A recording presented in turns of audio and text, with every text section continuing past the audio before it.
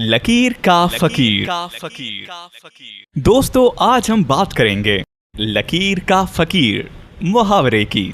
ये एक ऐसा मुहावरा है जो हम अक्सर अपनी रोजमर्रा की जिंदगी में सुनते हैं, मगर क्या आप जानते हैं इस मुहावरे का असल मतलब क्या है? ये किन लोगों के लिए इस्तेमाल होता है और इसका हमें क्या पैगाम मिलता है?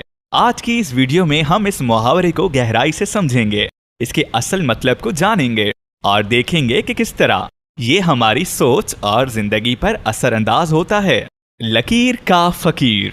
लकीर का फकीर उर्दू जबान का एक मशहूर और मानाखेज मुहावरा है जो हमारी रोजमर्रा की जिंदगी में अक्सर सुनने को मिलता है।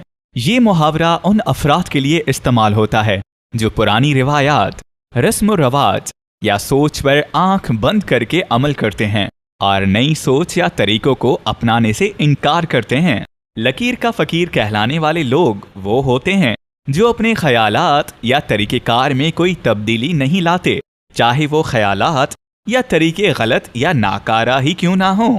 यानी ये लोग पुरानी लकीर पर ही चलते हैं और किसी भी किस्म की नई सोच, इस्लाह या तरक्की को अपनाने से गुरेज करते हैं। इस मुहावरे में लकीर का मतलब वो रस्म व रवाज या सोच है जिस पर ये अफराद कायम रहते हैं, और फकीर का मतलब वो शख्स जो उस पर यकीन रखता है और उसी पर अमल पैरा रहता है।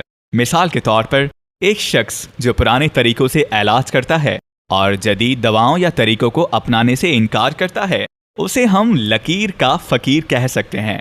ऐसे लोग नए ख्यालात या जदीदियत को शक की नज़र से देखते हैं और पुराने वक्तों की चीज़ों को ज़्यादा मोतबर समझते हैं। ये मुहावरा हमें इस बात की याद दहानी कराता है कि वक्त के साथ साथ हमारी जिंदगियों में तब्दीली आना ज़रूरी है। अगर हम हमेशा पुरानी रिवायात पर ही इसरार करेंगे तो हम कभी तरक्की नहीं कर सकेंगे। जिंदगी में तरक्की हासिल करने के लिए हमें पुरानी रस्मों और रिवाजों का जायजा लेना चाहिए और जहां ज़रूरत हो उन्हें तब्दील करना चाहिए। नए ख्यालात और नई इजादात को अपनाना हमारी तरक्की का जरिया बन सकता है। लकीर का फकीर हमें इस बात का दर्स देता है कि हमें जिंदगी में आगे बढ़ने के लिए खुले दिल और दिमाग के साथ नई सोचों को अपनाना चाहिए।